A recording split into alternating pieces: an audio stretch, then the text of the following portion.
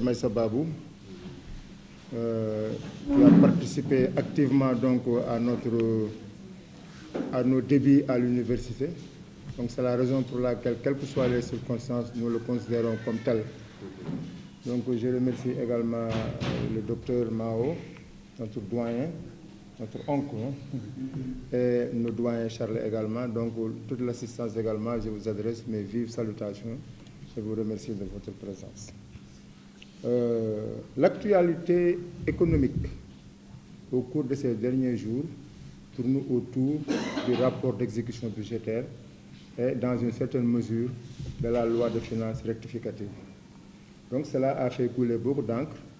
Partis au pouvoir comme ceux de l'opposition devraient donc faire sa propre évaluation de ces rapports et communiquer cela avec le grand public.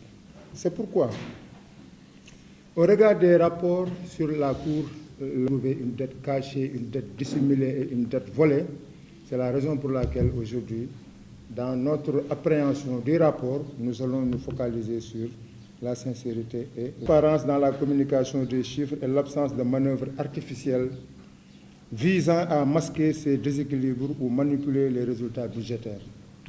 Cette notion est au cœur de la bonne gouvernance financière conformément à l'article 6 du Code de transparence des finances publiques au Sénégal.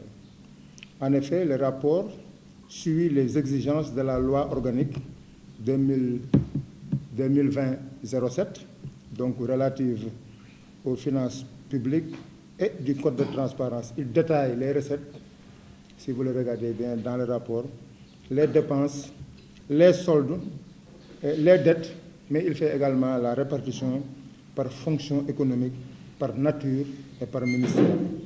Il intègre les écarts par rapport aux prévisions, ce qui témoigne d'un effort de clarté. Le CRDP 50 estime que les écarts sont explicitement justifiés dans le rapport, que les retards d'exécution des investissements sont attribués à la lenteur dans la passation des marchés publics et la faible mobilisation des dons est expliquée par l'origine et la nature des projets. Les dons en capital en général sont incorporés dans les emprunts. C'est-à-dire quand un bailleur prête au Sénégal de l'argent pour investir dans des projets, c'est en ce moment qu'il met les dons en capital. Donc c'est la raison pour laquelle, comme les investissements ont été plus ou moins faiblement mobilisés, que les dons en capital n'ont pas suivi. Donc le CRDP se réjouit du fait que le taux de liquidation des crédits est proche de 100% des montants ordonnables. Il n'y a pas de masquage de déficit ni de retard stratégique dans les dépenses pour embellir les chiffres. Car avant, quand on avait des soldes considérables, on faisait ce que la Cour des comptes appelle le rattachement des recettes d'une année, donc à l'année précédente. Donc de tels faits graves n'ont pas été constatés ou insinués dans le rapport. Engagement, parce que les budgets et dettes des organismes publics et du Fonds national de retraite sont intégrés au rapport. Les dettes fournisseurs, les dettes fiscales et sociales sont quantifiées et rendues, même dans les rapports d'activité de ces 10 organismes publics. Le CRDP 50 conclut que la sincérité de l'exécution budgétaire du Sénégal au premier trimestre 2025 est globalement satisfaisante. Le gouvernement a fourni des informations complètes, transparentes et conformes à la réglementation, sans indication de manipulation délibérée de ces chiffres. Les d'exécution constatées sont des faiblesses techniques, mais non dissimulées, ce qui conforte la crédibilité du processus budgétaire. Vous avez entendu l'opposition nous dire que voilà, le texte demain. Mais, comme je l'ai dit, que ces retards sont constatés, proviennent de faiblesses techniques, mais ce n'est pas une question de dissimulation. D'un autre côté, le CRDP 50 a comme la cohérence entre les prévisions et les réalisations, la régularité des procédures, la transparence de l'information et la capacité de suivi. En effet, les recettes internes sont proches des objectifs trimestriels. De 96% de la mobilisation des recettes. Ce qui montre une bonne anticipation et un bon suivi de la part des régies financières, un peu domaine, trésor, douane qui doivent collecter Donc ils ont fait un bon suivi de la part donc, de ces résultats financiers. Cette performance des recettes montre une prévision fiable et témoigne de la capacité de prévision macroéconomique. Avec des taux d'exécution raisonnables. Pour ceux qui disent que voilà, le budget de fonctionnement est très élevé, ce qui est important, c'est de voir est-ce que quand elles ont été engagées, est-ce que le Sénégal a eu suffisamment d'argent pour payer. Dans une économie, si les crédits qui sont liquidés et ordonnancés sont effectivement payés, il n'y a pas de défaut de paiement, et que contrairement à ce que les gens disent qu'il n'y a pas d'argent, le rapport trimestriel montre que tous ceux à qui l'État devrait payer au cours du premier trimestre ont effectivement reçu le paiement.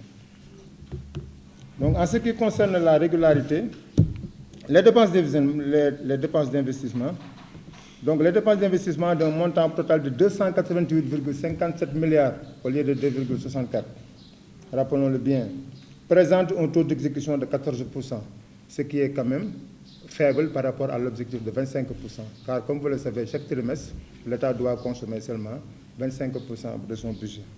Donc cela est dû au fait que les ressources extérieures, surtout les dons et les emprunts projets, se sont sous-exécutés seulement à hauteur de 3,27%. Cependant, cet état de fait n'affecte pas la fiabilité globale du budget, car comme vous le savez bien, au cours de trimestre, comme le premier, les lenteurs liées à l'administration, aux passations de marchés publics fait que donc, les marchés viennent juste de démarrer. Et tant que l'investissement n'est pas ordonnancé, on ne peut pas le considérer donc, dans le rapport d'exécution budgétaire.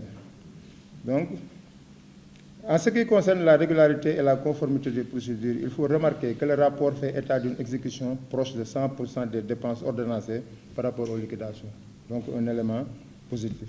Il mentionne également les délégations de crédit, les reports et les ajustements montrant un suivi des procédures budgétaires conformes à la loi organique. Pour le CRDP, cela atteste d'une bonne régularité formelle, ce qui renforce la fiabilité procédurale. Pour le suivi des engagements sectoriels, il faut remarquer que les crédits sont ordonnancés dans certains secteurs seulement, comme le secteur du logement, vous avez entendu du problème du BTP, de la culture et de l'environnement. Le CRDP identifié afin que des solutions idoines soient apportées pendant l'exécution du budget pour les trimestres à venir. Le CRDP encourage toutefois le gouvernement et particulièrement les secteurs liés à certains ministères. On leur donne de l'argent dépensé, mais ils tardent à dépenser. Donc c'est de là qu'il s'agit. Mais il y a d'autres ministères quand même, ils ont effectivement dépensé tout l'argent trimestriel de 2025 par rapport au trimestre de 2024. Des répartitions fonctionnelles et des ventilations par ministère, cela témoigne d'un haut niveau de transparence et d'un cadre comptable fiable. Pour le CRDP, le niveau de fiabilité de l'exécution budgétaire au premier trimestre est globalement satisfaisant sur le plan des recettes et des dépenses courantes, mais fragile en matière d'investissement du public à cause du faible niveau de mobilisation du financement extérieur.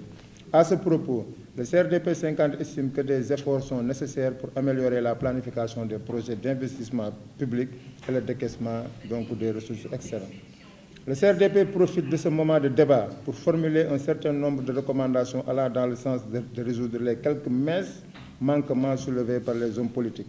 Il s'agit, à défaut de réformer ou alléger les procédures de passation des marchés, de mettre en place un plan d'engagement anticipé pour les projets prêts à démarrer, c'est-à-dire le plan d'investissement public 2025-2027, mais aussi et surtout, dans le cadre du New Deal technologique, de digitaliser davantage la chaîne de dépenses. Il y a beaucoup de logiciels, il faut donc accélérer la digitalisation et la centralisation pour éviter les blocages administratifs. Sur ce point, le CRDP salue l'initiative de la Banque mondiale à accorder un prêt concessionnel de 115 millions de dollars pour soutenir de telles réformes. Le CRDP préconise le gouvernement à fonder les prévisions sur des engagements fermes plutôt que sur des intentions ou négociations en cours, parce que c'est ce qui amène les moins-values. L'économie du communiqué du CRDP qui reflète fidèlement les pressentiments des uns et des autres par rapport à fidèlement les pressentiments des uns et des autres par rapport à l'exécution budgétaire. Kenn gënu leen si jëm kanam boo fekkee en termes de mobilisation de ressources financières pour financer nos activités également tamit côté boobu kenn gënu leen si jëm kanam dafa jaaru manifestation yu amee ñu ñaax leen gërëm leen pour ñu gën a et la lecture qu'il a de la situation de l'exécution trimestrielle du budget. Professeur, vous avez la parole. Voilà, merci beaucoup. Pape Sadio du CRDP 50 est très clair.